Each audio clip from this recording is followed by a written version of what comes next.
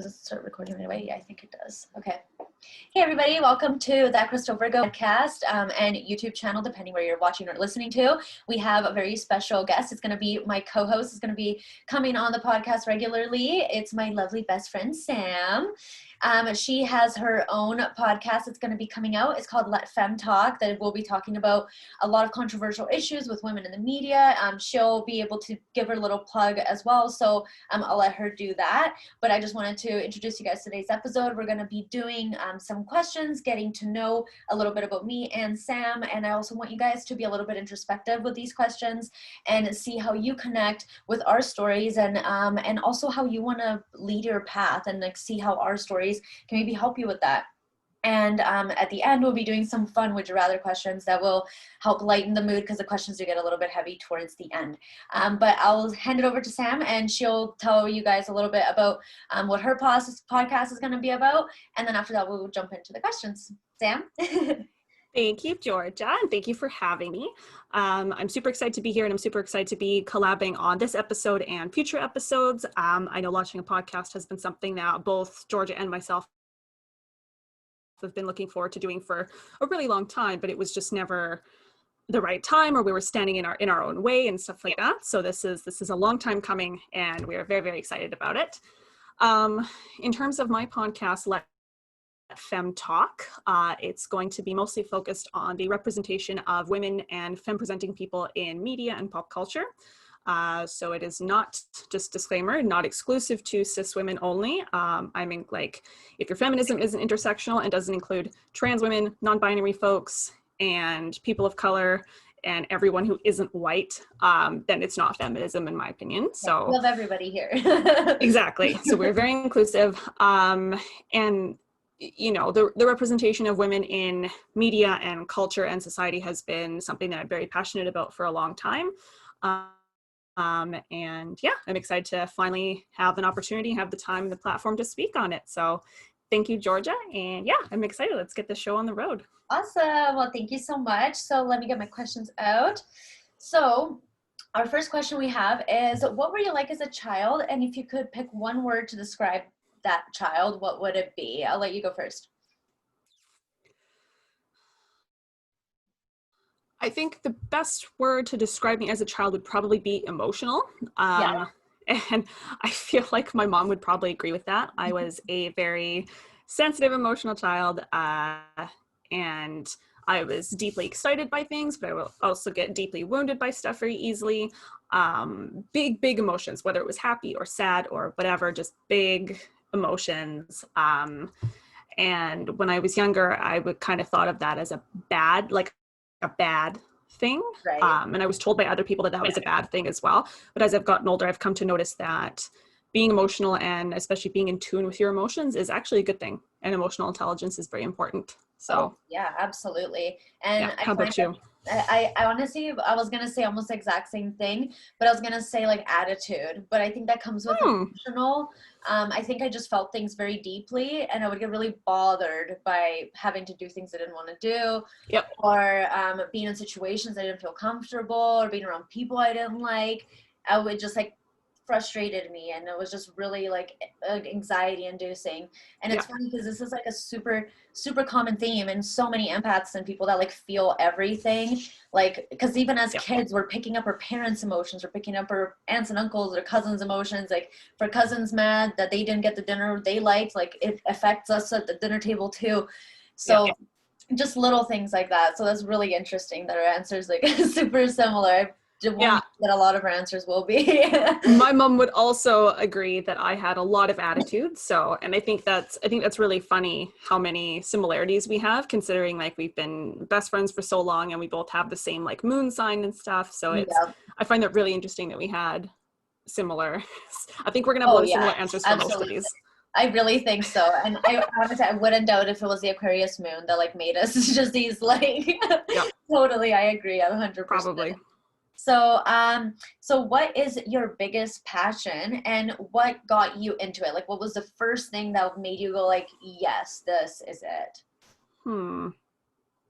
That is a very good question. I think that and part of the Aquarius moon kind of plays into this, is I'm very passionate about, and this is going to be like a, you know, stereotype or whatever, but I'm quite like the typical social justice warrior or whatever. So I'm really passionate about social issues and issues of social justice and human rights.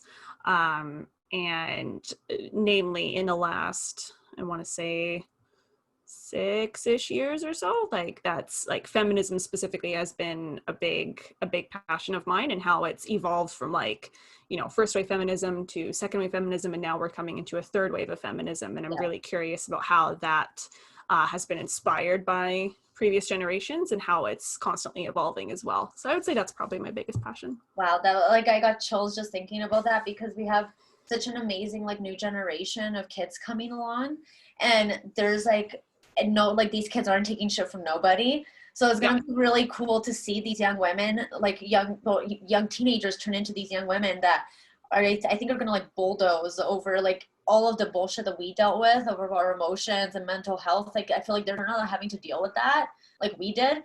So because it's open now. Like I remember going through high school like biting my nails because I couldn't deal with my emotions, where now they can go online and talk about it, and everybody's like giving you a hug. Yeah. You know, so I'm really fortunate. But I think so, yeah. And like, especially with even in young men too, like I think our as women, I think we saw our moms and our grandmas, like their generation of constantly like, you know, our grandmas were kind of the stay at home, you know, just do all the, be like homemakers, do all the stuff at home, take care of the kids, like very, very basic. Right. Then it kind of went down to our moms, who were like in the workforce, working full time, but also still carrying the vast majority of that household load because of societal expectations. So like, I think we both saw our moms, working hard, busting their ass, but also still taking on the mom thing, which is like, that's a lot for anybody. Yeah. And I think with our generation, we're sort of like, no, like you men need to step up, and like this is we're both working full time. You can clean the fucking dishes. Yeah, exactly. Absolutely. And then what's nice is that the generation after us, like our kids and stuff, they like, we are teaching them that no, men and women are equal participants in the household, and like exactly, you know, so it's really cool to see the evolution of that. Oh yeah, absolutely. And honestly, it's like when people say like feminism is only about women, it's not, right? It's about all of this. It's about having that equality in the home, and like feeling comfortable and like supported in the house, you know, and in your relationship and in the world, right? Supported because we're all equal. So I really love that. What about you? What would you say your biggest passion is, and what sort of like led you there? And so it's so funny because I'm the kind of person that cannot pick one passion in life. I find like every 2 weeks I find something else that I like takes over my life, and I like consumed by my love by it.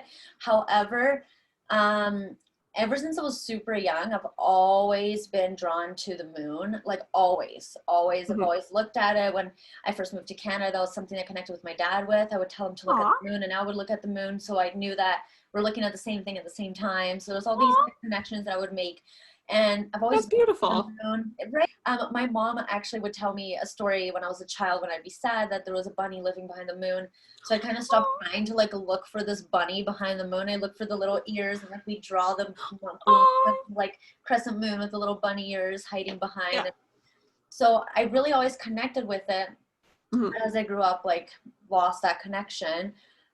Even with astrology, like I read my horoscope, but it wasn't something I was like super like, oh, let me find out and dig into what the planets mean. And like the fact that I know I'm like only 1/3 Virgo makes so much sense, because I'm not like full Virgo. Like I see that now.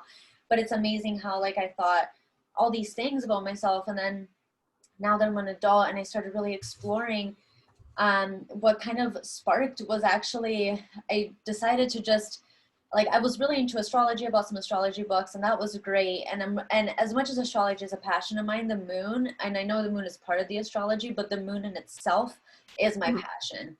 I look for it every single day. And now that I'm learning how to work with the moon, and I'm learning about her, I talk to her every day, and I'm like doing ceremonies almost on a nightly basis, depending on what sign the moon is in that day. And it's just using the moon in all these ways is making me feel so connected with not only like myself, but with Earth, with like the universe and my higher self, and like, so I feel like so much bigger, because before I used to always say I love going to the mountains because I feel so small. I used to always say that. Oh, I And like that. because it's like a cozy feeling, and I like Yeah. that. But now I go to the mountains and I feel like I'm as big, it's like this feeling of like I'm a part of the mountains. I'm not Mhm. like this tiny thing.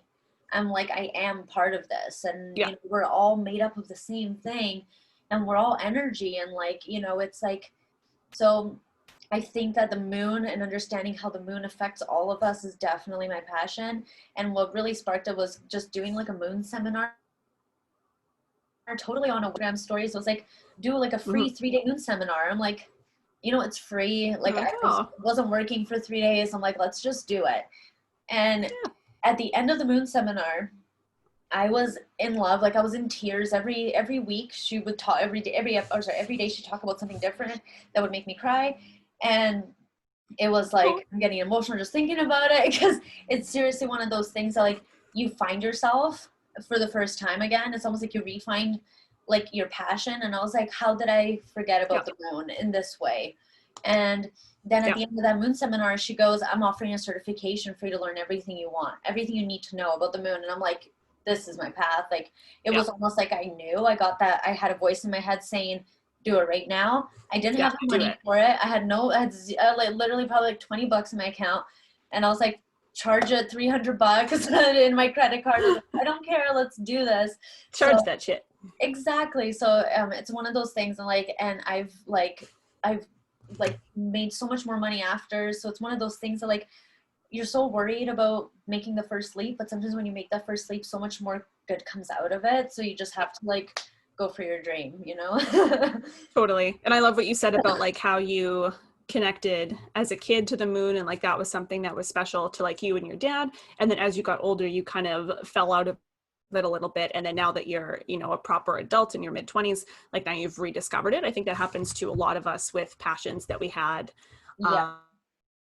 uh, when we're young. Like it's, especially with something like writing and stuff. I used to love writing when I was younger. I had so much creativity, so much passion. And then as I got older, I just let it go.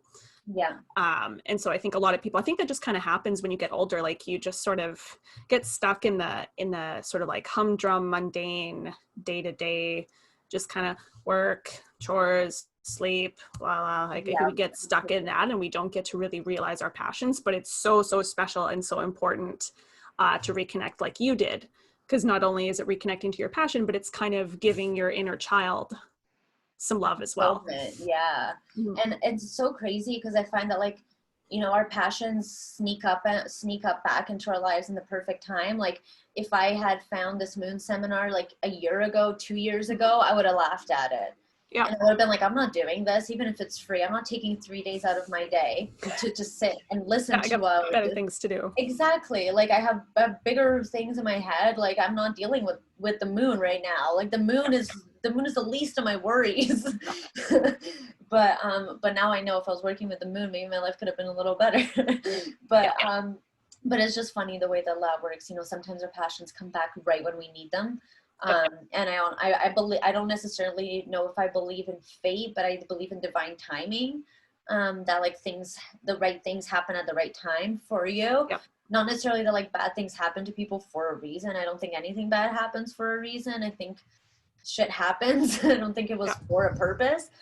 But I also believe that like there is divine timing in the great things that happen in your life, and like Yeah. the synchronicities that we have, like how we are able to do the podcast now, when I've found my purpose, when you're reigniting with your fire for this almost journalistic side that you have, right? So it's really cool to kind of be able to ignite passion with a friend as well. So I think that also gives Yeah. motivation to keep going with your passion when you have somebody to like just blab about it with. Yeah. So yeah, Yeah. And I absolutely. think I love what you said about divine timing, and like, not everything necessarily happens for a reason, but I think the timing of it is super important. Yeah. Like I went to yoga teacher training 3 years ago. No, 2 years ago. Yeah. 3 years ago, graduated 2 years ago. And I hadn't ever really thought of that as being something that I would do. And then I don't know what it was, but I was like, yep, yoga teacher training. I'll ask to borrow the money. I don't care. I don't have the money. I'll borrow it. You made it Just work. do it. Like Yeah, I within a made it week, work. it was like, it was there.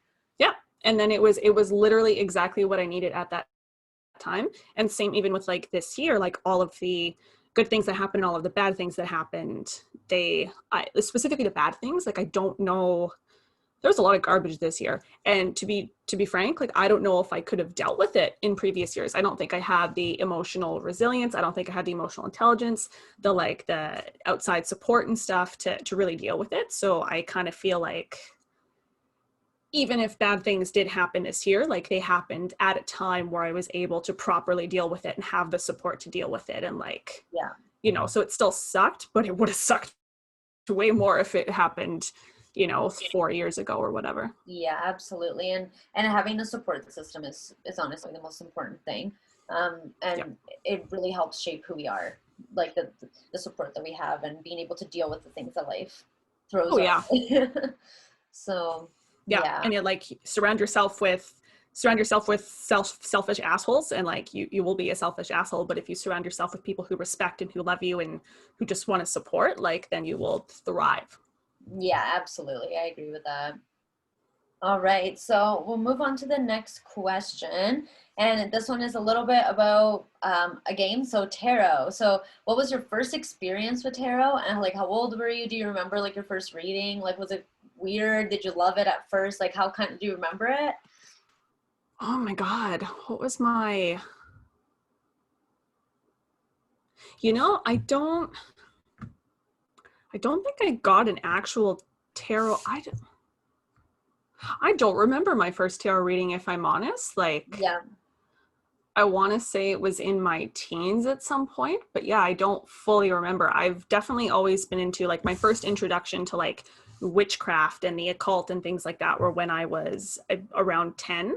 Yeah. And that was, I watched the movie The Craft. Yeah. And I like previous to that, I had been into like the Harry Potter type magic. So I was like, oh, magic. Like that was my perception of it. And then I saw The Craft with my older cousin, and it fully blew my mind. I think she was babysitting me for a night or 2 nights or something. And I was like, oh, this is really cool. Like, I love this thing. And she's like, oh, we can go to the bookstore and get you a book about it.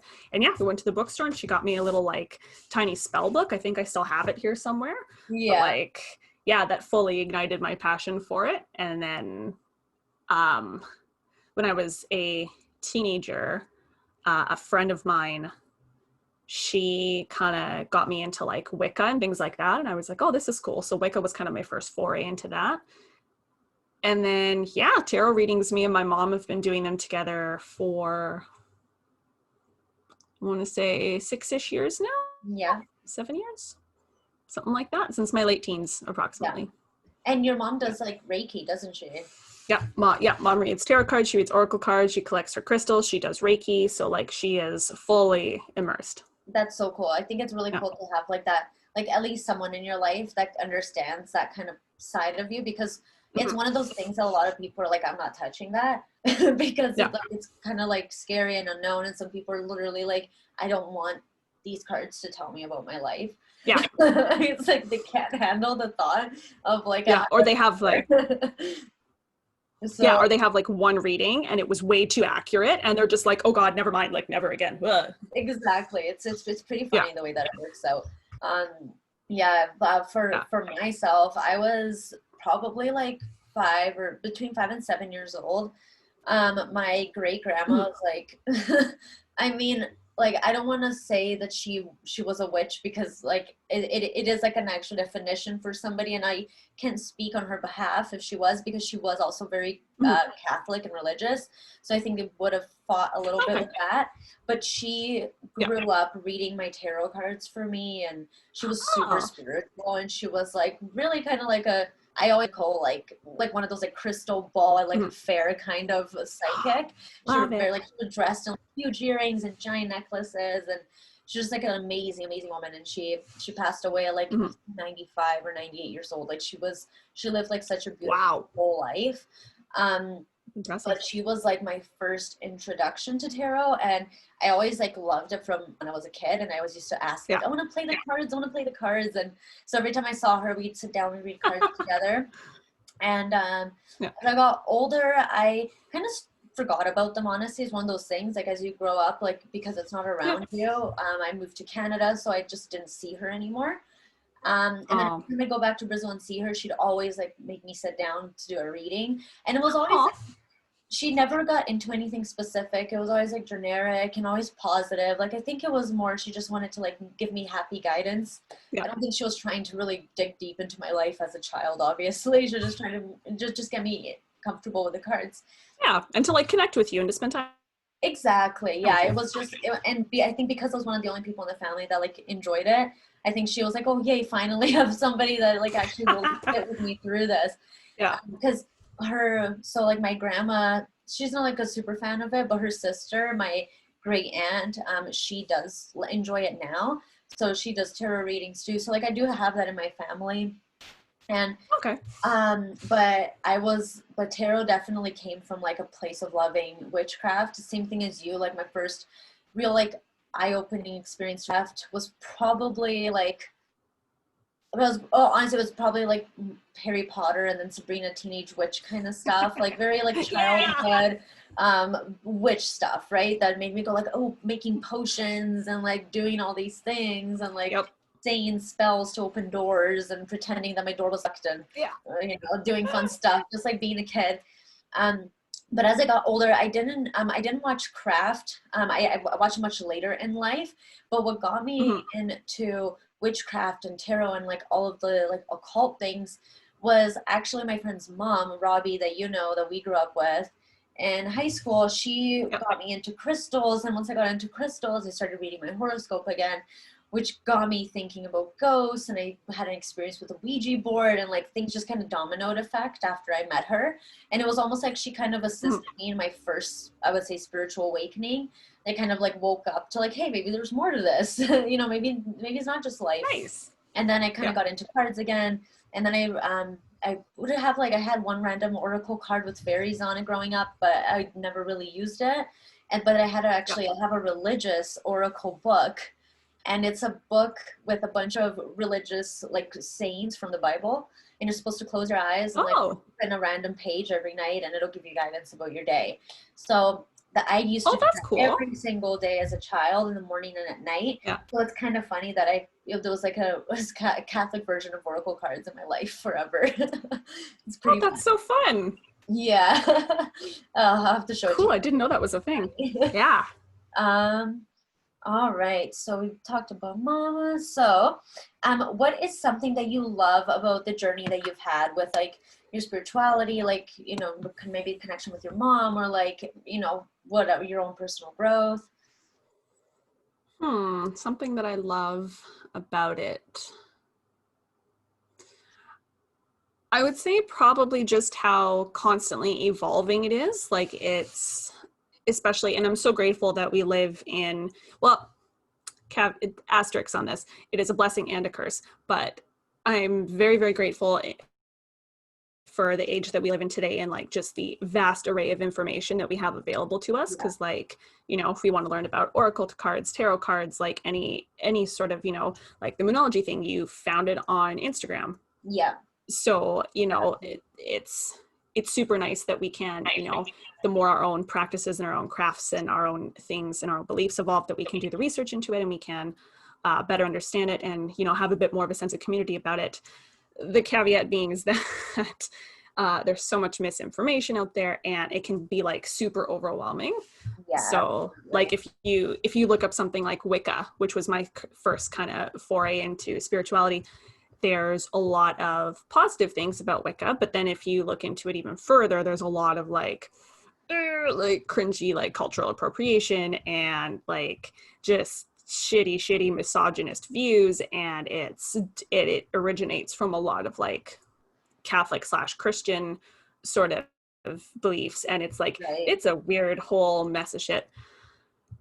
So on the one hand, it's cool because and like Wicca was a lot of people's first foray into witchcraft and stuff, but then it's nice that we have the information available that we can learn more about it and either stick with it if that's what we believe in, or move on and evolve past it. So I would say probably, yeah, just how constantly evolving my practices and my beliefs are. And like, you know, if I associate with something for a while and I learn something new about it, then I'm like, oh, that doesn't really fit anymore. Like, never mind. Like, Yeah.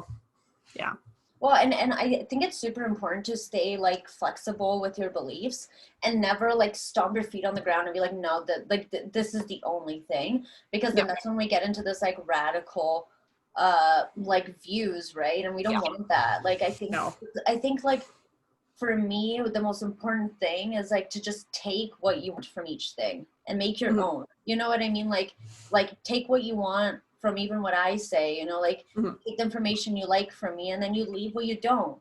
And I do that with every single mentor person that I listen to, and like any information I reach out. If I like pieces of that information, I'm like, you know what, this really resonates with me. This is a belief I want to interpret into my life, but I don't like anything else that they do. I got the one belief. That's all I need, right? Like, and you're keeping your heart open, and you're not like shunning those people. You're not saying you're wrong, but you're just saying it just doesn't vibe with me. So I think Yeah. it's like a perfect way to say that. Yeah. I totally agree. Yeah. And I would say for myself, my Yeah. thing that I love the most about my journey is probably how fast it all kind of felt like it like hit me in the Mhm. face. Yeah. Because I always like, it was almost like it's kind of like a roller coaster, and it's like for the first like Mhm. 25 years of my life I was going up, and then the going down only took like a year. So Yeah. it was one of those things that was just like, it literally felt like I got hit with a ton of bricks. So I think that's probably what I love the most, because I think that if it was more subtle, it's in my birth chart and it sucks. People are like, oh no, that's not true, but it is. I'm just not a passionate person when it comes to Hmm. motivation. I can be passionate about one thing, but it's like in Yeah. the moment and it's right now. I have trouble like unless it hits me hard and intense, it's not Yeah. there for me. Like I Yes. don't Yeah. like I'm not motivated to like do the little things Yeah. essentially. Like I need to have fire under my belly to want to be really like into it. Yeah. So I think Yeah. that's Because probably what I'm most proud of. Or yeah, I was going to say your journey happened really fast because it kind of like, and especially I think like you were definitely getting into it before you got like you were, like you said, you've always been into crystals, you've always been into tarot, but kind of the jump off for like your motivation and kind of, you yeah. know, realizing that this specifically is your path was pretty quick. And I think it was already starting before you got your moldavite crystal and stuff, but I think the moldavite crystal really Oh yeah. Which is just jump actually off. like, I still look back to that and I was like, I didn't think it would change my life, because I was like, it's like literally a little, it's like a stone. It's this big. It's like not, it's like smaller than my thumb. Yeah. So it's Oh, like it's a so tiny pretty. thing. But like, it's just like, it's so, like the energy that it has just forced me to like just like connect to my higher self. Like Mhm. it was almost like I would get downloads every day. I still do. Like I feel like I'm starting to learn how to differentiate the voices in my head between my own voice and like the higher self, spirit Yeah. guide kind of like guidance, where it's like if I notice I get a really fast thought that's kind of telling me to do something, Mhm. but that I'm realizing that's not a conscious ego thought. That's like guidance. That's my intuition. You know, I need to Mhm. follow that. So it's really interesting to like take a step back and actually like watch your journey. And I Yeah. think it's important to like, I think it's important for us to like take a step back and be like, you know what, I love this about myself. So Yeah. that's why I wanted to add this question in there, because the next few questions are a little bit more intense.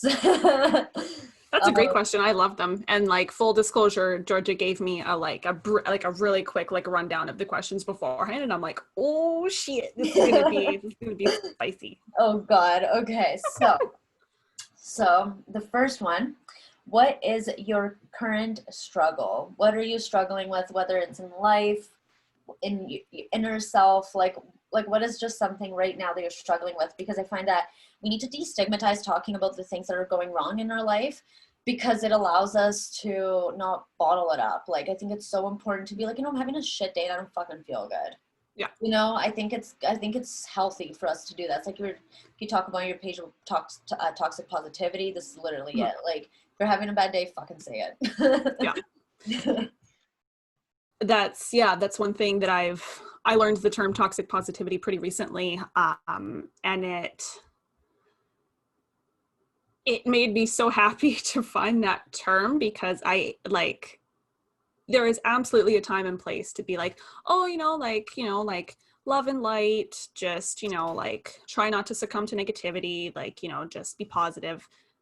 I think there's a time and place for that, but when that's the only thing that you're doing, if you're just like good vibes only, like love and light, and you're not fully addressing your feelings, I think that comes at a detriment, and you're setting yourself back in terms of processing your emotions and stuff. But my biggest struggle right now, I was a month and a half ago, and that's been it's been a real roller coaster. It's been like a real mind fuck of emotions. And then honestly, the bigger one is just me getting in my own way.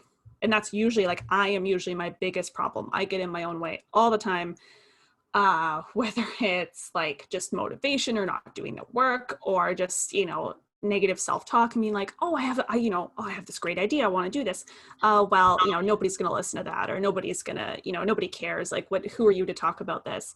And so I just get in my own way a lot, and I need to just tell that part of me, like, shut up, go away. Yeah. And then just focus. And I feel like you're kind of similar in that too, where you kind of get in your own way sometimes. Oh yeah. Well, I think it's natural to get in our own way in the society we grow up in, because we're kind of told as women that we have to second guess ourselves all the time. Like, we don't know what we're doing, whether especially work related things and things that involve us making decisions for ourselves. We're kind of told from a young age that we don't know how to do that. So totally, I definitely think that that's something that's probably and that was literally my answer too. That's my biggest struggle right now, is getting in my own way, because I noticed that I this last couple of weeks I've been needing to do a lot of things, and I found myself doing all the unproductive things instead, because I'm afraid of doing the thing I need to do, because it's scary, because I'm not used to doing the things I want to do. I'm used to doing the things I don't want to do in life. So I definitely think that that's a big thing. But I have to mention this to you because it literally gave me chills. As soon as you started talking about your dad, the audio cut out the entire time, and the second it came back in was, and it's been really hard. And then there's a shadow on your dresser that got dark as the audio was. I have to watch the video after. It literally gave me chills. Like Spirit messes with technology. They're known for that. So as you spoke about him, the audio was I literally have goosebumps. I want to cry right now. It's literally stress. He was literally with you as you're talking about him. Aww. It's literally giving me chills right now. That's you have to watch it back after. There's a shadow on your dresser that literally turns dark. It's so trippy. Oh my God. That's so funny, because his ashes are right up there. Oh my God. There's a black box right there. Oh my God. It's literally I feel the presence of spirit, and it always makes me so emotional. I feel tingles in my whole body. Just know that he's with you all the time. He was just. You're gonna make me cry. we can cut anything out. Oh, I just had to tell you. Vulnerability is good. Moment. Aw. Oh, thank you. Oh, I had such a oh, you said something so brilliant and insightful, and I had a comment on it. And what the what did you say? Anyway, but yes, hard agree, hard yes. Yeah. It was the when you said we're so used to doing things that we don't want to do, that when it comes to making time to do the things that we do want to do, we just don't really know how to do that. Yeah. And that was such as soon as you said that gave me such a light bulb. I'm like, oh my God, you're so right. We're used to just going to work and doing it's not our passion job. It's a job and it pays the bills, sure, but it's a job, and then you go home and then you do whatever. Maybe you're in an unhappy relationship or whatever. We're just kind of used to doing the stuff that we don't really want to do. So then we kind of get into this pattern and into this sort of habit, I want to say. But then when it comes time to do something that you're really, really passionate about, you're just whoa, pump the brakes. Yeah. And honestly, that's brilliant. It's almost for myself, I notice I have the fear of success. Like, I'm literally afraid to be successful in life because I've never had that. Like, I've never been at that like peak of what I do, that I feel like I'm getting the recognition that I deserve for what I do. Like, I've never had that.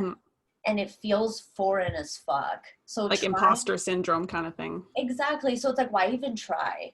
You know, but at the end of the day, like, what I'm learning is that, like, you have to think about like the little steps along the way and all like the big picture. So like, yes, I want all of this, you know, I want to be able to help as many people as I can with my platform, and be able to help as many people as I can through their spiritual awakening, and have like an easy time with it, and be able to enjoy it, and like have a great, like, you know, it's a scary thing to go through, and like a lot of people get so scared they like shut it down, and they look back to the 3D reality, and like there's nothing else. And but you know, I can't be like, oh, I just want to touch millions of people. It's like, you know, I have like 15 people that I notice regularly watch my YouTube videos, even without me like posting about it. Like, I just noticed that 15 views like every time I post, and I'm like so grateful for those 15 people, right? Like, that's like, you know, so it's like learning how to count the little things helps you get to the big things. So that's what I'm learning, is like, with having this imposter syndrome, is like, you know, sometimes we have to take a step back and be like, okay, well, what can I do that's little? Because sometimes looking at the big picture is too scary, you know?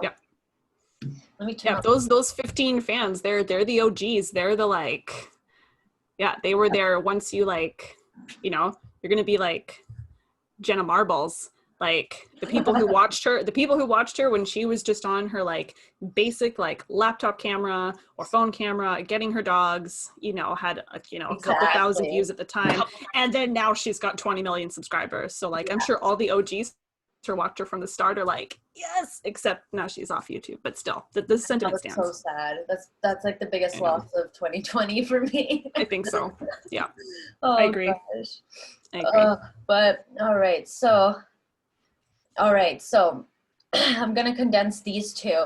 If you had a time machine, what would you use it for? You can do for yourself, or like any, like a person, someone else, or like a situation. It can be anything.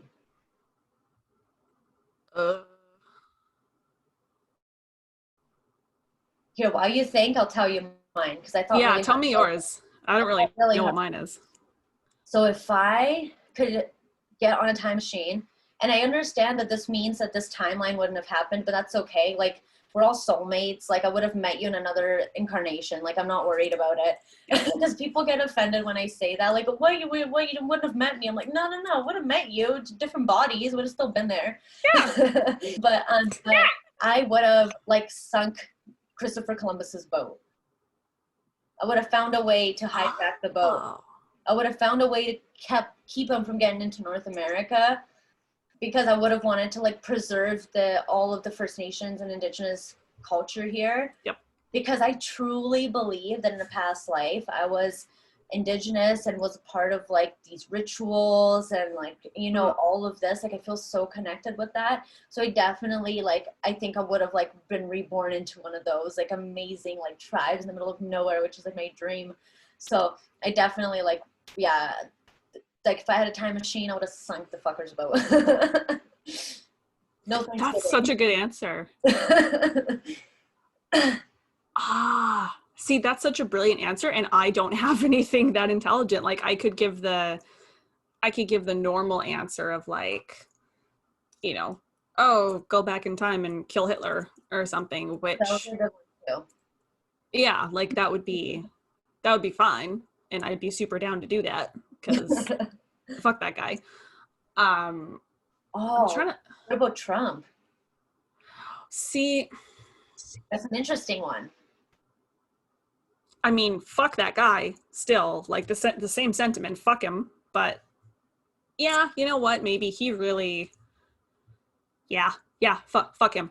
Yeah. Or I mean, he died already, but the other guy that had that like fucked up island, what's his face again? Epstein? Yeah. Yeah, he was next level. Like, if we could have stopped him in his tracks before, like, it would have helped a lot of women. I think so. Or like, or Or honestly, whoever fucking started the government, like whoever was the first person to be like, hey, let's start making people pay for the land that we're all like have the right to live on. Yep. Yeah. Oh, whoever, I forget who it was, but whoever decided that residential schools were something that was necessary, Yeah. like, fuck that person. Nope, they would, I would. Religious fucker was that got on a boat that decided to be Yeah. like, let's make all these people Christian and just ruin their lives. And yeah. Yeah. Not So the Christian who, people are bad. I'm saying that in this scenario, they were very bad. yeah. So whoever that fucker was, I knew what his name was and I've forgotten it, but whoever he was and whoever he decided that residential schools were like a good idea. No, I would go back in time and shoot him in the fucking face, like in the face. I love it. I love it. Yeah. We're true Canadians, like standing up for our country. Yeah. Because that was like, I've only recently started, because they don't really teach you that in school. No. Like, it's a bit of an embarrassment in Canada. In elementary school and high school, they really don't teach you about the awful. Everything. Oh yeah, they teach you a little bit about like First Nations people, and like they really gloss it up real nice. But when you actually, like, when I started looking into it just within the last couple of years about what actually happened with Indigenous people, it's alarming. Oh, I know, and it's like more truth comes out like as time goes on. So yeah, well, and like you have a good resource at home because that's literally like your mom's line of work is that. Yeah. And so. Johnny's grandma was a residential school survivor as well. So oh wow, we just have like that generational with that. So it's really interesting because to see like family dynamics, and you kind of understand how it is really generational, and things are really brought down with trauma. So it's quite eye-opening to see firsthand like how it's affected. So it's really interesting to kind of put yourself in a situation where you're being vulnerable to learning about things that you're not taught about. And I think it's important that everybody does puts themselves in a situation where they're learning about things they're comfortable hearing about, but it makes you like a richer, more knowledgeable person. So I think it's important. Yeah, I agree. All right, let's move on. I think so.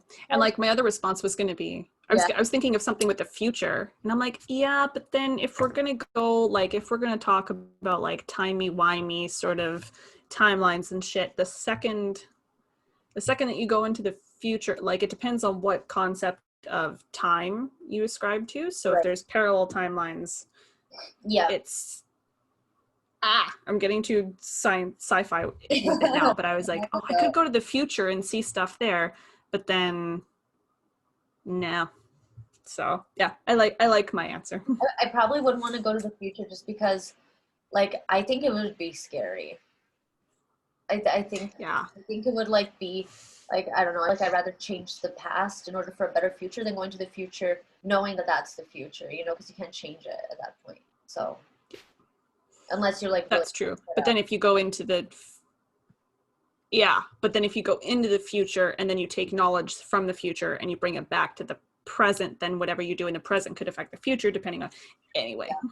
Well, you know what I actually like, there's this, we could literally do a whole podcast episode about this because it's so interesting, and I want to find somebody to come on and like talk about it that is like an actual Buddhist.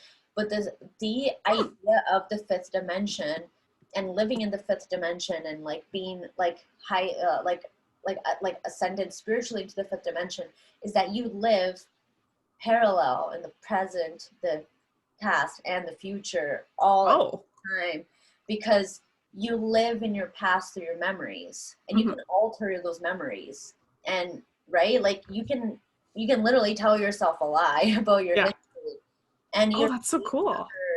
Like lifelines, kind of like there's so much to it. Like I don't understand enough of it, but essentially, and then also with the future, when you're manifesting and you're picturing your future, you're actively creating that future. Like you're building it. So that's why they say you have to be so careful, right? And you can jump timelines. So if you start manifesting a terrible future, but you're not in that place anymore, you can jump timelines and now you're in a more positive future, but you've already created that timeline. So somewhere having that really shit life you created for yourself. So it's really interesting, like, and it's all about meditation and like how you can like they can like, and it's also, it's interesting, you know, like it makes me wonder about the Buddhist monks. Is like, is that why they're so quiet? Are they like constantly time traveling in their minds? Like, it's just, it blows my mind. That I want to get more information on it that isn't just like yeah on the podcast. So I want to talk to somebody and ask my own questions. So oh yeah, I'll watch the shit out of that. Like that sounds really interesting. If so, call to action, if anyone who's watching this out there, either if you personally or if you yourself have experience in that, yeah, feel free to contact Georgia, because that would be really interesting. Yes. Everybody wants to know. Yeah. How do we ascend to the fifth dimension? Right. But yeah, it's so interesting. So the next question we have is, actually we use that one as the last one. If you could live anywhere in the world, where would it be and why?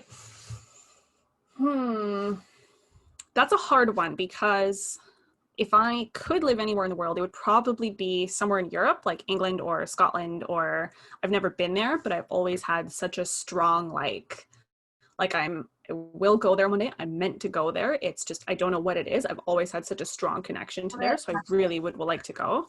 Yeah.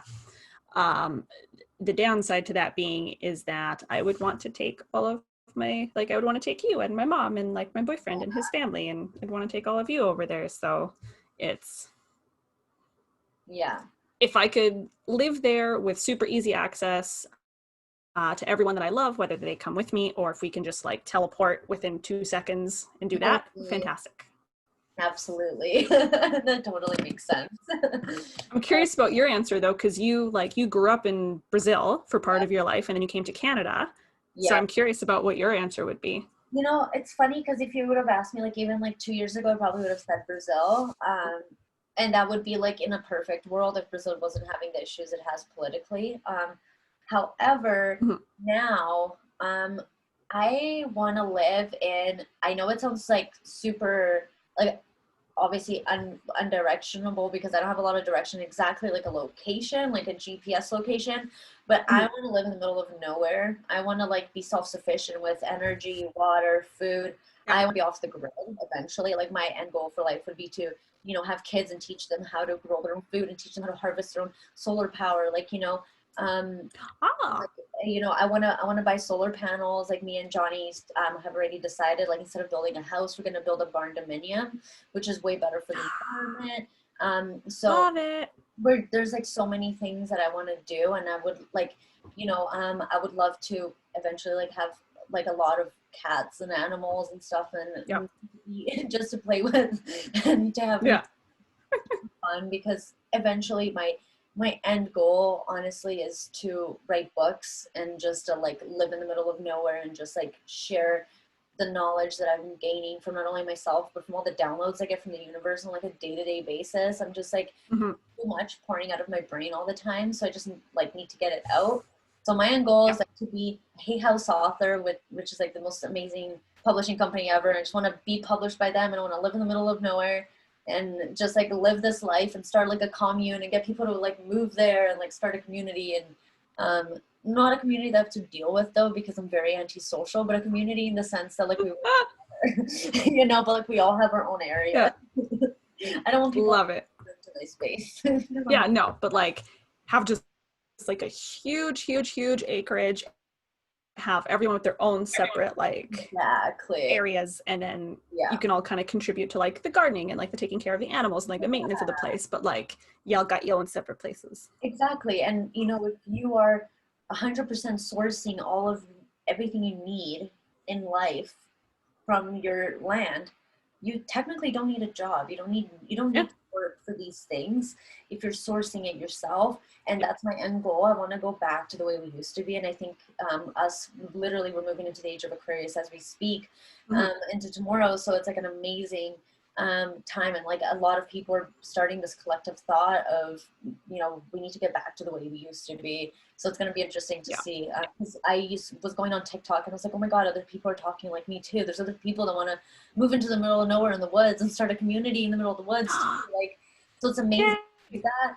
Although I think my community would probably be friends and family first, you know, and then let strangers in later on. But I think still it's like amazing to have like, you know, my mom, like, you know, couple miles away but still in the same property, you know. And same thing with like Johnny's her because I love her and I'd love to have her near. So if you would come and live in the middle of nowhere, I would have you too. So Hell yeah. um, Hell yes. That sounds amazing. so that would be my answer. Now the next one I have is kind of close to it. So if you could be or do anything in the world, like career, job wise, without any limitation, like how much you make from it isn't an issue. Like it's truly based on passion and drive. Like if you could just focus on one thing, what would it be? If I could just focus on one thing, it would probably be like similar to you. It would be just kind of focusing on like doing podcasting or talks or writing a book, something to that effect. And just, yeah, kind of living in like a little cottage kind of out of nowhere. Yeah, doing that, because like right now I work in finance. I'm a financial analyst and it's great. It like I love my company, pays the bills, my team is fantastic, but like that is not a forever passion. That And sounds so the same way. yeah, but like but on the flip side to that is like, okay, I would love to, it's this weird catch 22. Like, I need, I need to eat, I need to pay my rent, so I need a job. But then having a job that doesn't really fully align with your passions, it's like any job is draining. Even if it does align with your passions and stuff, it does like take energy and take emotion, so it does drain you. But at the end of the day, if once I'm done like my full-time like 8 to 4, 9 to 5, 40 hours a week, once I'm done that, I'm just like, I'm so exhausted it's hard to focus on my passion. But then if I were to strictly focus on my passion right now, ain't got no money. So it's this weird sort of, but yeah, if there were no limitations, I would be living in a wonderful cottage on like an English countryside, doing podcasts, writing books, just chillaxing. That would be if I had no limitations. It's like I totally see that for you. Like I totally think you can get there. Like you, like people are drawn to you when you talk, and like you start having this like platform. Like people interact with you when you post things online. Like people are always engaged with what you have to say. So once it translates into a podcast, like you're gonna see that like spike. It's gonna be really cool. I'm excited to see it. Fingers crossed. Yeah, but I think it's really interesting to really kind of ask yourself that, because sometimes you don't know what your answer is going to be, but and it's and it kind of leads into my next question, which is what is holding you what is holding you back from achieving that, or going towards a dream. And obviously in this case is money and having to support yourself, right? Yeah. Because nobody can just quit their 9 to 5 and start a podcast full time. Like that just doesn't happen. And unless you get like a book deal, you're not necessarily like quitting your job without a book advance, right? So yeah. But I think that once you show the universe that you're serious, like what we're doing right now, we're literally telling the universe like we're fucking serious about this, Yeah. And this is how manifestation starts. And I think it's a really cool thing that we can kind of like embark on the journey together, and we can like motivate each other to put episodes up and be like, hey, you're slacking or whatever. We can like, hold each other responsible. Yeah, hold yourself accountable. Yeah, which is funny because that's literally my other question, which is maybe to support you. Yeah, hold each other accountable. But like what I like about your situation is a bit, it's not unique, but it's kind of, you're in this really cool spot where like you've still got a job, you still work hard. And it's a bit extra complicated for you because your hours are so all over the place. So that poses a whole other issue. But you've got this unique place where like your work can kind of, the work that you do right now is sort of in balance with the time that you need to pursue your passions. Yeah. And that's something that not a lot of people get to do. So the fact that you are like fully taking advantage of it, fully like busting your ass at your like regular, like normal job, and then at your passion as well, is super admirable. Yeah. Well, and it just goes to show that like, oh, go ahead. I was going to say like, it's really hard, but it's something that I noticed that if I didn't have a job that allowed me to zone out mentally, I wouldn't be able to do what I do. Because it's because when I'm at work, I don't use brain power. I'm literally like zombie mode, just like, because it's like basically a production job. You're just like following just doing the same thing over and over and over over again. I honestly, like, especially for people that don't know, I work at a grocery store overnight picking like the delivery orders. So literally I get a phone and it has an order between 10 items to like 250, 300 items per order. And you get a phone and you get a random generated order and you walk around the grocery store and you put it in a cart. So it's like you're grocery shopping for yourself. So after a while, you like memorize the whole story. I literally listen to my headphones. I listen to podcasts for 7 hours a day. So like literally while I'm at work, I'm like using that time for self-development. I'm listening to podcasts. I'm doing everything I can to better myself in any spare time that I have. And it's because I'm just so on fucking doing this. Like I am just pissed off and tired of being stuck in a rut, and I'm like motivated to get myself out of it. Yeah. So yeah, it's working. but I think it's important to like have that drive, because if I didn't have this job, I wouldn't be able to do that. If I had even a retail job, or like, you know, because I was a server before COVID, because of COVID, I'm not gonna be near a restaurant. So just for like that, like I'm just like, I could never even, like after serving for 8 hours to 12 hours a day, I wanted to go home and sleep and kill anybody that tried to talk to me after, because I was done. So I'm really happy. Like it's one of the, like, again, divine timing. Like I found the right job at the right time for what was going on in my life. So yeah. Oh God, and serving, like I never properly served. I was only ever like, I worked in a Greek restaurant really briefly, and I was just a like busser / host. So not the same thing, but it's like being an actual server is so draining, like to have to deal with the public, and just customer service in general is so draining, and you constantly have to have this like friendly like persona and like be super like with it regardless of what kind of day you're having. Like if you're having a garbage day or you're not feeling well, it doesn't matter. You have to like, hey guys, like you have to have this persona, and that takes so much energy to like, hell yeah, you want to sleep after 8 hours of that. Or like if you pull like overtime or something, if it's a super busy weekend or Christmas or like exactly. Absolutely. Yeah. So thankfully now you're in a position where you can like still have like stability, still have a job, but you can kind of zone out and still work on like what you're passionate about sort of at the same time. And that's such a unique and awesome position to be in. Yeah. And I'm actually going to be, my next podcast episode is going to be based off of my most recent Instagram post, which is on divine dating, which is a new concept that I started. And I think it's so important for us to do that. And I find that like, even if I was going to be working a harder job, or if I was going to find another job, I would definitely try to do at least once every 2 days to really sit down with myself and like date myself, and have that moment that you're like reading cards and doing a smudge or taking a bath, or like doing those things that like connect you to your divine feminine, because we live in our masculine like 80% of our life. It's almost impossible for us to get out of that like masculine workhorse, like you know, like right now that's what we're doing, like we're using our masculine to do this. So like, you know, I think it's important to retreat and like have that moment like that you're by yourself and you're quiet and you're writing or reading, reflecting. So I think it's important to like really have that. So that episode is gonna come out soon, but that's gonna be really exciting because it kind of goes into that like exciting, you know, being able to find that time for that divine dating no matter what kind of lifestyle you have. And I'm gonna be like playing around with some ideas and stuff before I post that, but I think it'll be cool. So yeah, that's awesome. I love that idea. And like I love that concept so much. Like date yourself and really like give yourself that time to do, like, you know, I know everyone says like self-care, and the image of self-care that is out there is like, oh, just like do a face mask and have a bubble bath, and that can absolutely be a part of it for sure.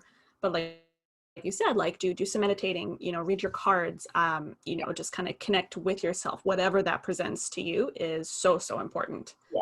No, I'm excited for that episode. Right? And I actually listened to another podcast that really inspired me because I have so many more questions, and I want to talk to somebody that does like sex therapy and like sex help and stuff like that, because there is this phenomenon that is super interesting to me, which is orgasmic manifestation, and it's Ooh. orgasms to manifest the life that you want, because that is literally like the peak of your like mental state. Mm-hmm. So I really want to like speak with somebody that does that kind of stuff in more of a spiritual way. Yeah. So yeah, it's really interesting, because like that goes into divine dating too, is like finding that time for yourself, and even your partner too, but like, you know, feeling huge part of who you are, and we kind of put that to the back burner because it's taboo. But it's like literally part of human life. Like animals do it more than we do, you know what I mean? Like it's literally part of our DNA and our human biology. So people make it seem like it's a prude thing to talk about, but it's not. So yeah. No. The last question that I'll ask, and then maybe we'll just do like a couple of the would you rathers, because I'm sure this video is long. But the last I don't even know how long it is now. I don't even know how long it is. It doesn't tell me. So so the last question is, if you could sit down with your 14-year-old self, what would you say to her right now?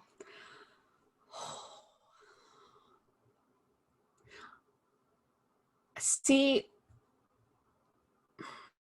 that's a hard one. I would probably just tell her, like, hang in there. It gets better. I promise. I know it doesn't seem like it's going to get better. And I know for the next few years, it kind of doesn't get better. Like it truly doesn't get better for another 10 years for you, but it does get better. Don't worry. Like, don't spend so much time being sad over garbage men. Like, you know, like be sad about the breakup, sure, but like the trash took itself out, and just be grateful for that. I love it. But yeah, probably just let her know, like, hey, it gets better. Because as much as I would want to tell her, like, oh, you know, don't fuck with this person, or don't, you know, whatever, it's all of my shitty. Here's the thing, and this kind of ties back into what we were saying before about everything happens for a reason or versus divine timing. Like, I don't think, like, I've been in abusive situations and stuff like that, and I don't think that I deserved it necessarily. Like, I didn't, you know, I shouldn't have had to be treated like garbage just to learn a lesson. But at the end of the day, it did, and I grew. So like, it shouldn't have happened, but it did.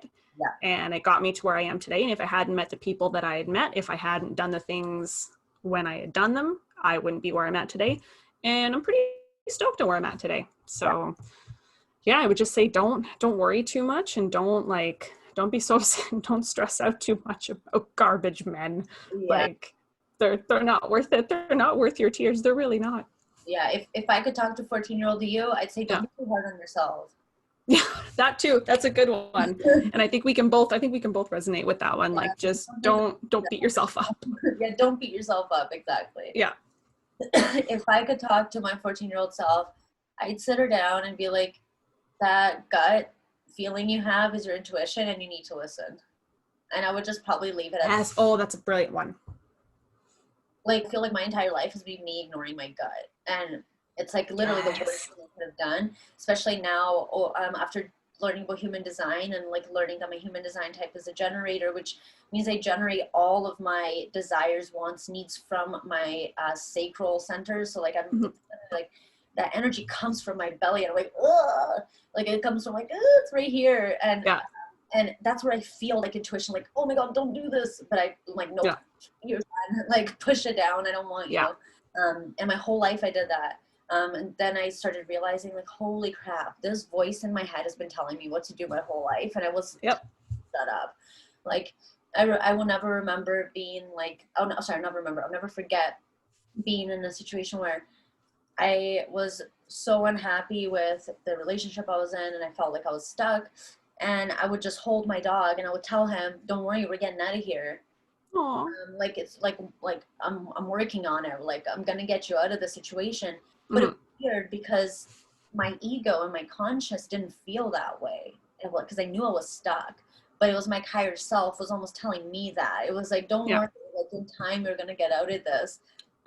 Wait, like, it's gonna happen in the time it's gonna happen. And like, I'm thankful it happened in the timing that it did. Like, obviously I wish it would have happened way sooner, but it happened. Like you said, it happens the way it happens. And like, if I had come sooner, I wouldn't have met Johnny, and I wouldn't have had the life that I have now. And my mom might have not lived in the place that she lives now, and I wouldn't live with her and had the opportunities that I've had financially. to work on myself and not have to work as much because I'm getting to live with mom. Yep. So all of these things really come into play. So Totally. but yeah, I think it's cool to think about what you'd say to your 14-year-old self um, because it's again, it's an inner child work. Like if you're ever kind of feeling like you're stuck, ask yourself that, like what does, like, whatever age of me you need to hear right now? Like, Yeah. you know, are you feeling a temper tantrum coming on? Like, what does the 5-year-old you need right now? Like, Yeah. are you feeling hot and bothered about something? What do you need? You know, Yeah. it's one of those things. And Absolutely. yourself, like you're your own baby, and you realize like, you know, you're not as whiny and as bad as you think you are. It's just you have unresolved problems. Yeah, exactly. And it's not, you know, and like being super emotional and having attitude or whatever, it's not inherently a bad thing. It's just a symptom of like, okay, like your inner child is unhappy with something or needs something or isn't like even isn't having their needs met in some capacity, and it's coming out in that sort of like I say childish, but like it's not, the connotation behind childish is that it's a bad thing, and it's not No, it's really. totally not. Yeah, it's essentially So you that needs the extra love. yeah, Yeah. yeah, especially if you didn't get that love. Like I think all people have inner child work to do, no matter how amazing your childhood was, but especially if you had a rough or somewhat neglected Yeah. childhood, I think that a lot of that still manifests later, and that Oh yeah. yeah. Absolutely. Oh, all right. Well, All let's right. start the episode with like let's do 2 would you rather questions, and then Okay. we'll end it off. All right. Sounds good. Let me see. Pick the best 2. Got a lot of options here. Let me see. There's so many good ones on here. Oh, interesting. Okay. So I think one of the first ones here is a good one. I'll try and keep, I'll have a couple of them and I'll try and keep them sort of fun. Okay. But this kind of ties into what we were talking to before. Would you rather have more time or more money? Oh. Oh. Right? You know what? More money. Yeah, Because that's what I was going to say too. more money gives me more time, and I only say that, and you know, my answer would have probably been different before COVID. With Mm-hmm. COVID, I had so much time and not a lot of money, and I didn't feel that great. Yeah.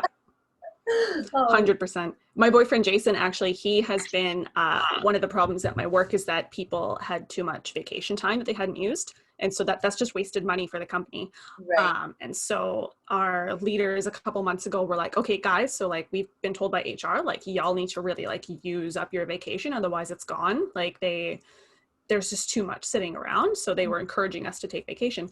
And because of the nature of my job, I took like a day here and there, but I couldn't really take it. But Jason took 2 weeks this month. He took a week last month or something, and he's been bored to fucking tears. He's like, the fact that like he can't go see his family, he can't go see his friends, it's not like a vacation. So he's had all this time, and he's like, what do I do with this time? Fucking nothing. Just play video games and eat and watch movies. Like, there's nothing to do. Yep. But at least with money, like if you have more money, depending on like even with your passions and stuff, like you can outsource those types of things with more money. So you could pay people appropriately, like, hey, I'm gonna record something real quick. I'm gonna pay this person to like edit it properly, and pay this person for the artwork, pay this person for like whatever. And you can sort of like still do some of the work, but outsource. So I think money would be my answer too. Yeah, absolutely. I like that one a lot.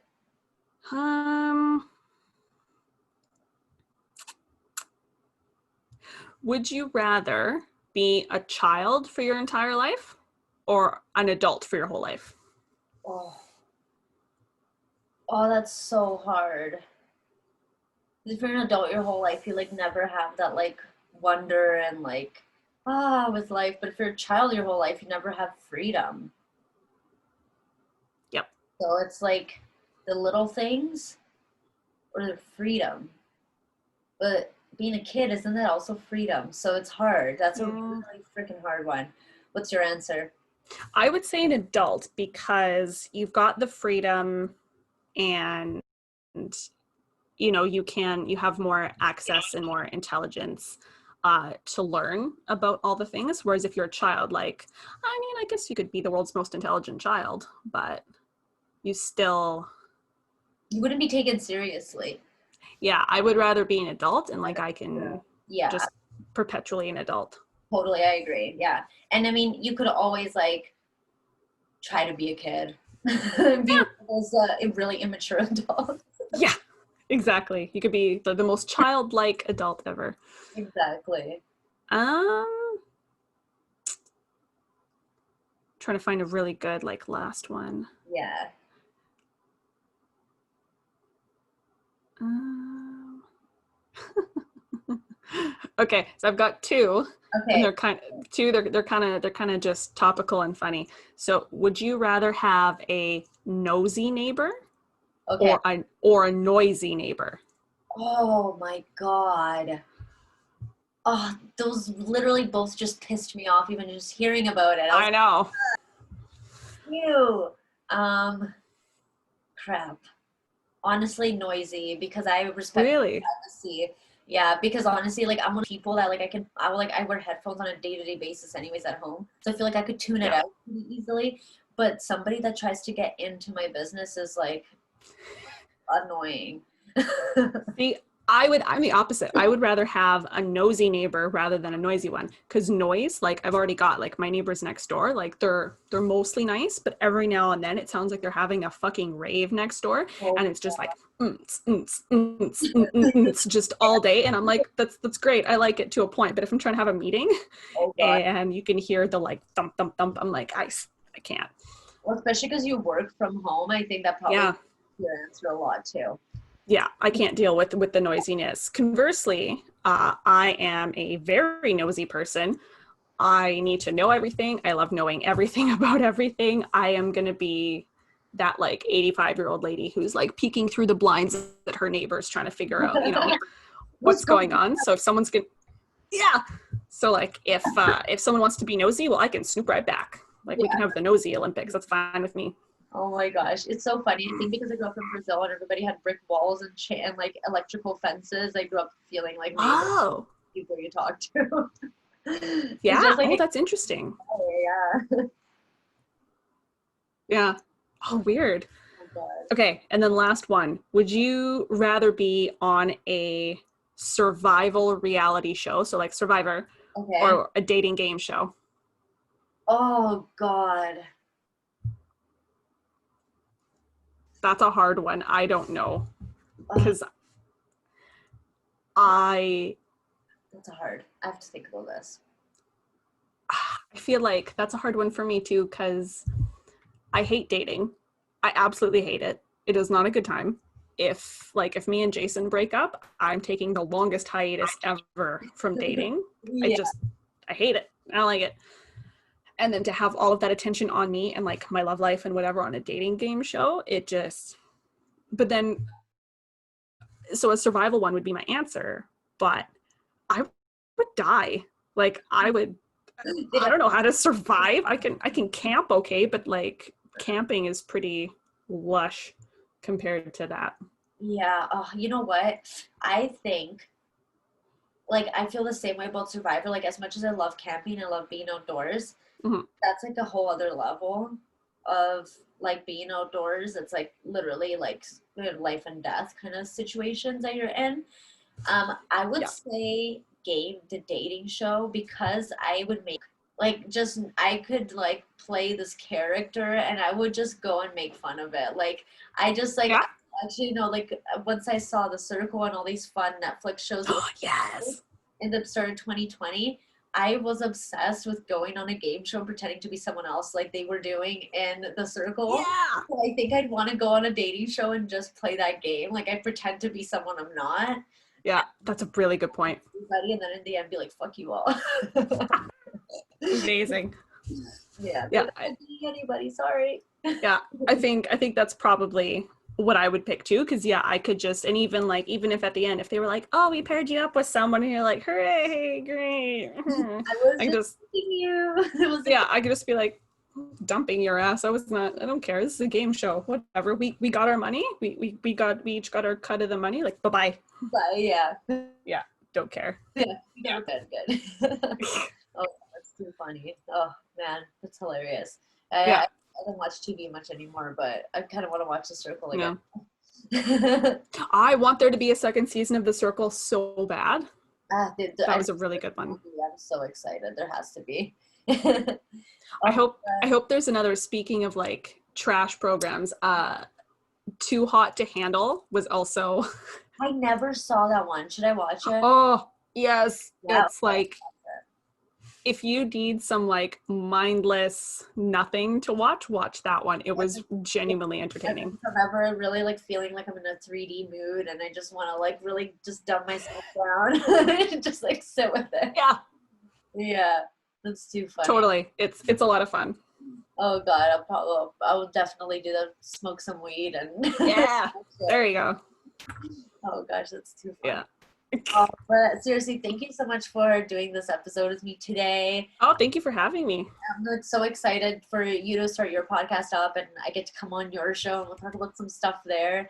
And I'm super pumped. And I think that we're both like on a really good path. I think we're going to do really awesome things. And it's really exciting. And I hope a lot of people watching this are like, fuck yeah, I want to follow these girls and see where their journey takes them. And success in living in the woods. Agreed. Yeah. Yeah. In your own little like introvert community. Like everyone has their own space, but you've got like your communal area and you've got like solar panels and gardens and just mwah. Oh, I know. I need it. I can smell it already. I'm manifesting it. Right. But if you want to plug your Instagram or anything, you can feel free to do that as well, so people can follow you. Yeah.